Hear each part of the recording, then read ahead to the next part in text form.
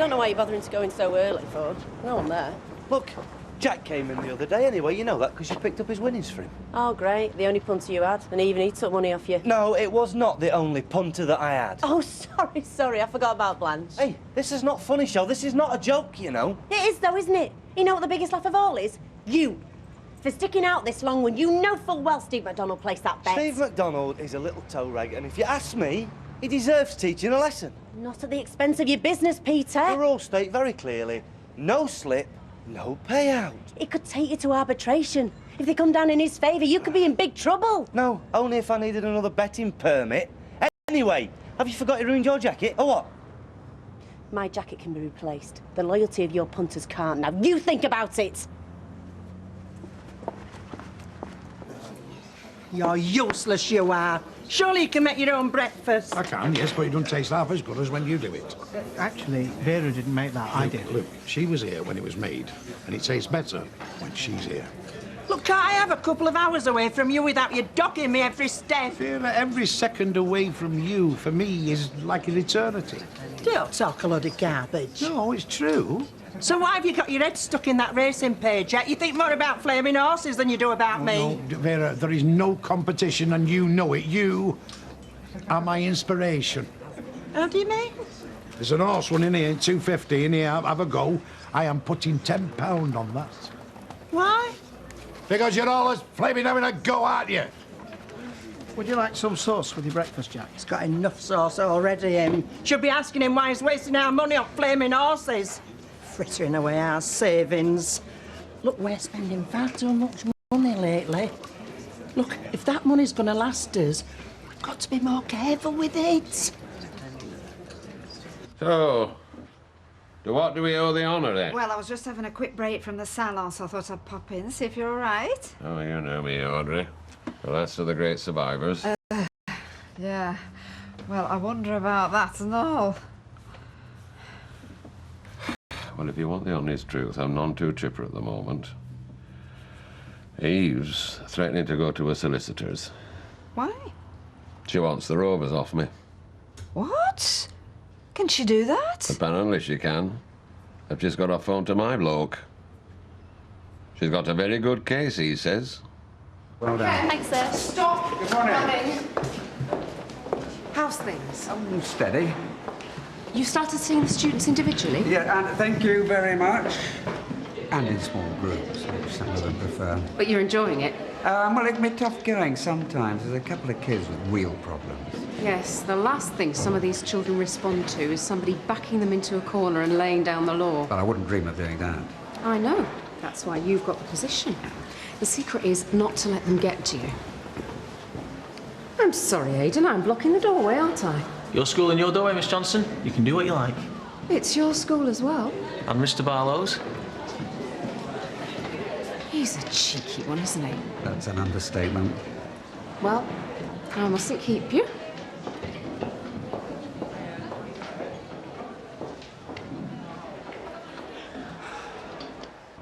Oh, it's good to see you. Oh, I thought you changed your mind. No, not just had a couple of bills to pay in town. You been busy? Steady. Not as bad as yesterday. So, come on. Tell me what actually happened when he came round. Oh, I just made him an offer he couldn't refuse. Like the Godfather. No, we just agreed to stop being stupid. He offered me my job back, and I accepted. See your mates again. Well, I'm not going to weigh him down with concrete and tip him in the Irwell, if that's what you mean. Looking for venues? Well, what's wrong with church? We've both done that before. We're thinking about a civil ceremony. Oh, well, I hope it's not Weatherfield Registry Office and then down the Rovers. Don't worry, ma'am. I want something I can remember as well. Well, I believe they do a very nice deal at the bottom of Weatherfield swimming baths. And what's more, they supply free rubber suits and aqua lungs. Be a bit difficult saying I do with a mouthful of snorkel. Memorable, though. Oh, Rita, come on. She's got enough daft ideas of her own without you starting. Well, I'm glad I'm not the only one round here that has daft ideas. Yes, sir. Cigars, please, Rita. Certainly. So you still think I'm daft, marrying Richard? I never said that. Oh, you don't trust him, though. Yeah, well, Actually, I may have been a bit hasty there because I've just had another statement through about my investments. Improving, are they? Well, yes, quite significantly, actually. What did I tell you? There we are, love. Well, that's good news, Audrey. How many stamps, Gail? We'll have a dozen, please. Yeah, well, I'm still reserving judgment, though. Don't want to finish up like poor old Fred, thank you. Well, what's up with Fred? Oh, but he only stands to lose the Rovers, doesn't he? He's what? Yeah, Eve, so-called wife's been to her solicitor to claim sole ownership of the place. The cheek of that woman. Has Fred seen the lawyer? Yeah, he has. And apparently, she's got a very good case. Has she? We'll have to see about that.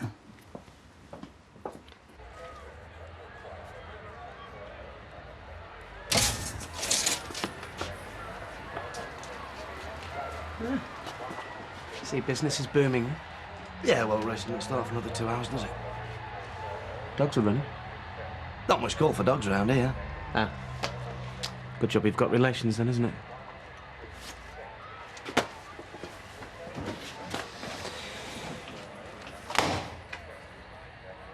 As Mr. McCorber says, in David Copperfield, annual income £20, annual expenditure 1996, result happiness. Annual income £20, annual expenditure 2006, result misery. But what's that got to do with anything? I was trying to say don't spend more than you earn. That's right. If you can't afford it, don't buy it. Which, of course, makes no economic sense at all anymore. Oh? That might have been true when you were our age, but the economy had collapsed if we all live within our means nowadays. Oh, you think so? Well, it all relies on credit, doesn't it? And anybody can get credit. That's a very good point. Well, with some people, credit's not on. Candice always insists on money up front when she's doing the boys a favour. What are you trying to say? I hardly think he needs explaining. What are you saying, pig? All right, Candice. Well, you heard what he called me. I didn't call you anything, Candice. It's all in your mind. All right, Candice, that's enough. What on earth's going on here? Where's Mr. Barlow? I'm here. Oh, I'm sorry. I didn't realise there was anyone with them. No, it's okay. We're doing role play, discussing anger management. Yeah, convincing, weren't we? A little too convincing, Candice. Perhaps you could quieten down. There are other classes trying to work.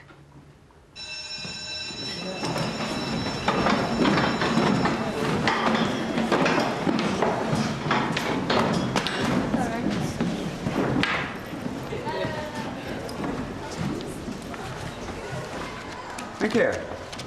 No problem. You know, really don't know what to make of you. 1 minute you're producing a valuable contribution and the next you're causing mayhem. That's just my way. Why, though? It's for you to find out, isn't it? Well, I get the feeling you don't really like me. You flatter yourself. I don't even think about you. I don't believe that's true. Okay, I don't like you. Happy? What have I ever done to you? It's what you are. I want to make things so uncomfortable for you that you don't want to come here no more. And I tell you what, I'll really enjoy doing that.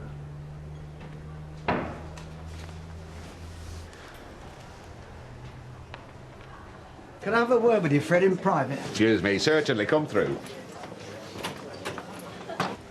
I've heard about Eve and the pub and Sorry, love. I think I might be able to help. I doubt it. I've had words with my solicitor. He says there's not a lot I can do about it. She's got a good case. Did you tell him about the bigamy? Certainly not. The man's a business colleague. I don't want him knowing about it. You can't let her just walk off with your pub. Well, I'm not happy about it either. Then you've got to fight back. I'll have no choice. If I want to keep it, she's threatened to take me to... What are you doing? She can't get away with this. She's entitled to nothing. I don't want anybody knowing about this bigamy business. Don't worry, I won't mention any names. Oh, hello. Is that Doyle, Dyson and Scott? Oh, good. Could I speak to Joe Doyle, please? Tell her Mike Baldwin.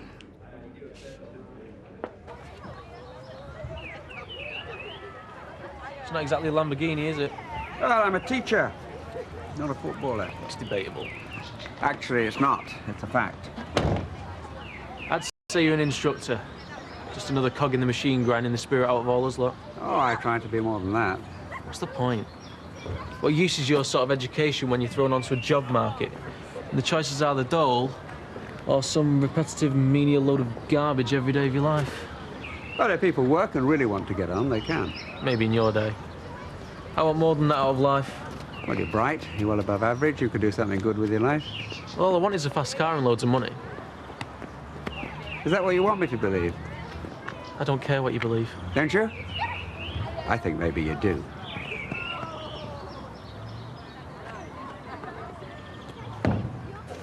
So, what do you say it's called, Jack? Having a go. Right, and you think that'll win because Vera's always having a go at you? No question about it. Yeah.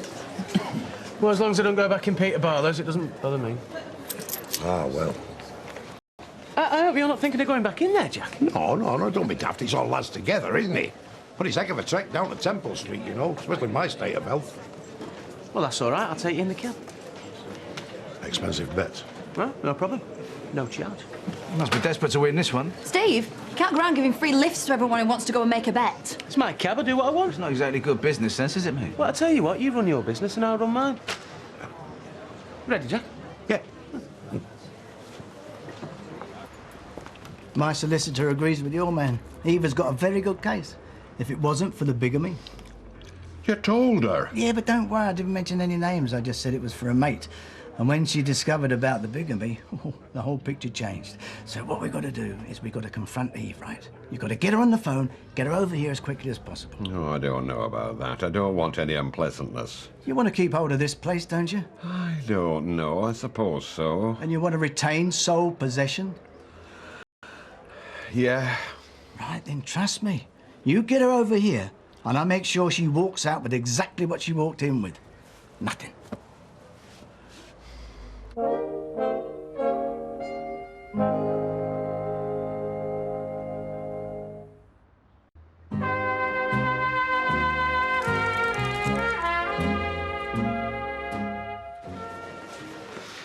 You know what? He's supposed to be spending his dinner hour with me.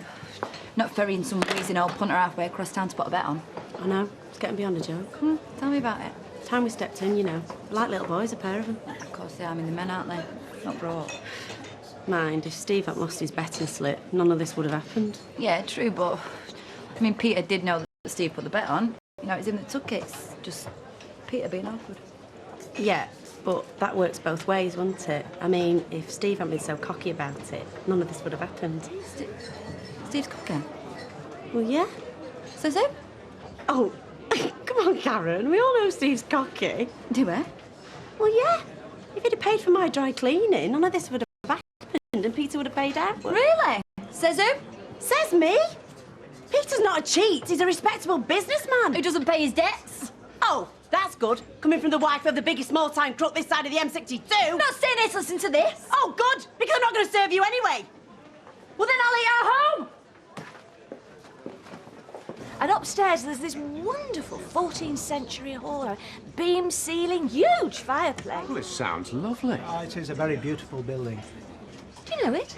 Oh, yes. Well, I believe it belonged originally to the merchant adventurers. That's right, that's what the man said. So have you booked it? Oh, I thought you'd want to see it first. Well, let's arrange that then. It's got coats of arms on the She's wall. so excited. I want it to be a special day for her. Yeah.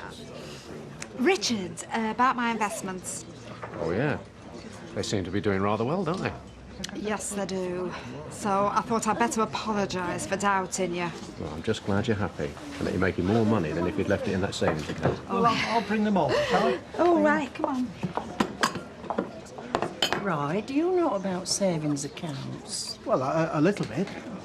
Well, it's just that me and our Jack's got all our money in one, but if they were all better... Well, there is always something better, Vera, and there's always something worse, but you've got to know what you're doing. You've got to remember that markets fluctuate. Yeah, but some schemes make more money than others, don't they? Well, if you know what you're doing. It's just that I couldn't help overhearing what he was saying to Audrey Roberts. He seems to know what he's at, doesn't he? Well, he is a financial advisor. I suppose he should.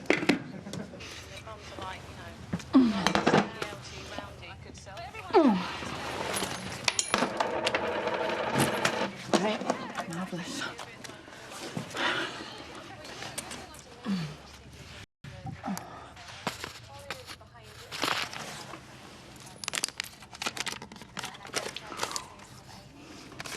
Well, what do you know? Well, did it win then? What? Having a go. Oh, just the rest of the donkeys that let me down.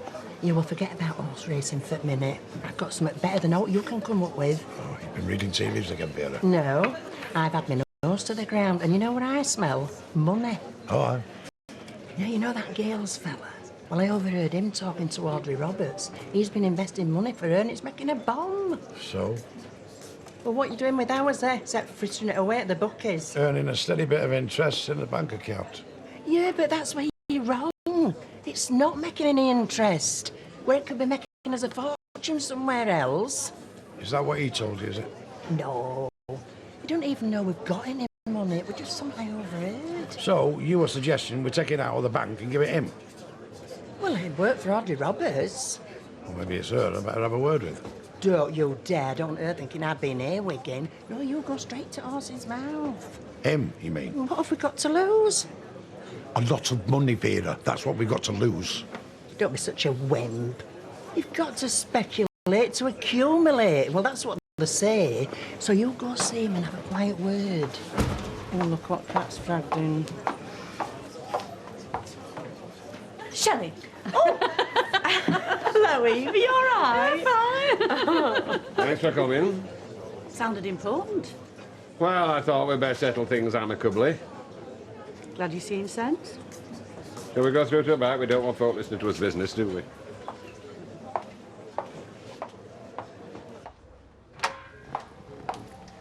Hello, Eve.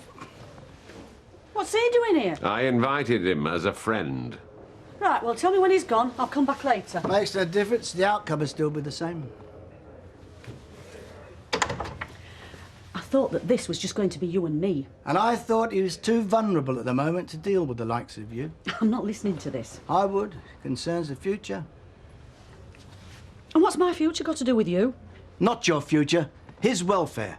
I'm his friend, and I don't intend to sit by and watch a scheming little bitch like you rob him of his most valuable asset. This place is mine. It's got my name over the door, and he signed it over to me. Tell him, Fred. I'm sorry it had to come to this, Eve, but you're not having the Rovers off me.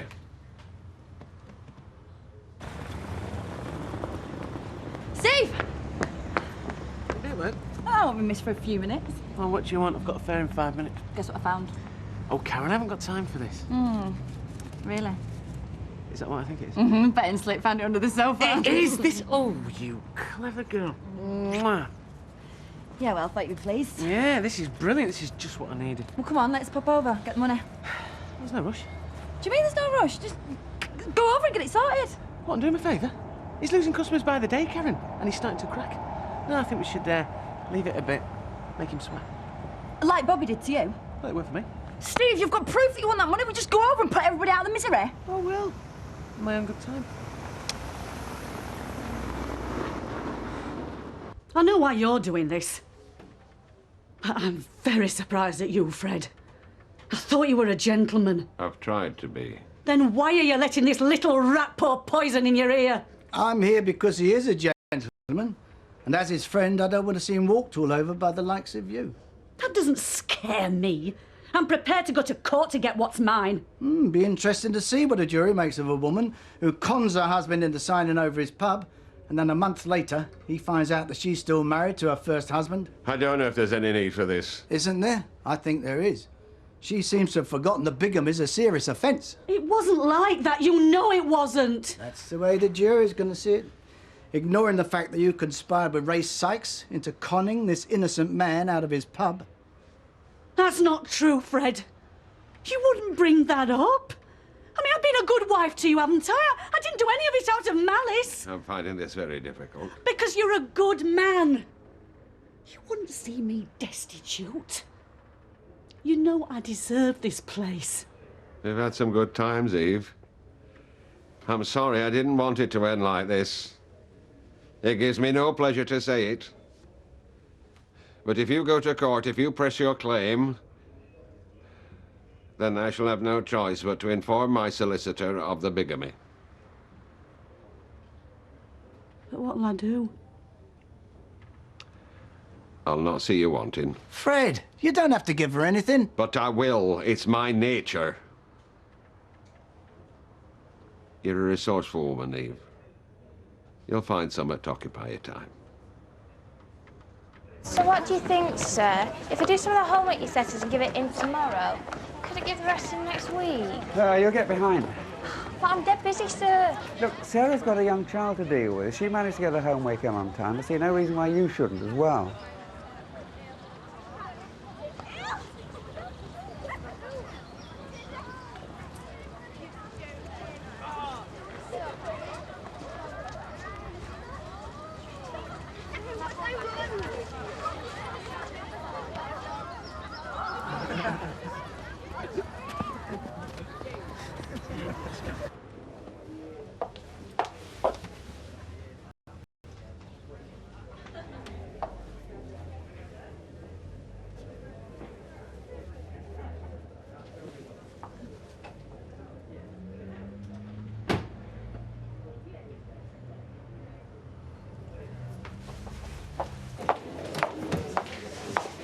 Eve?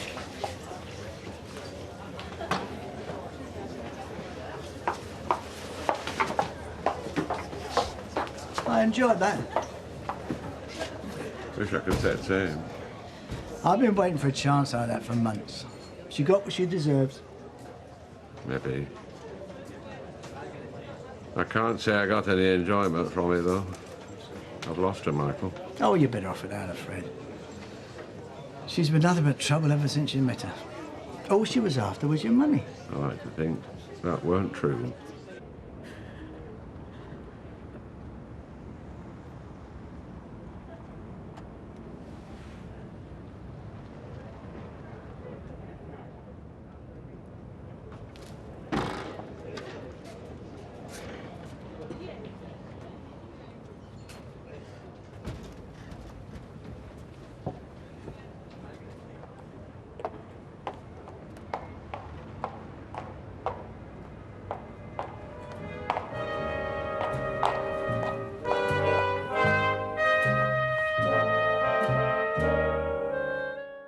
And if you fancy popping over to see the new precinct, you can now visit on the Corrie Tours.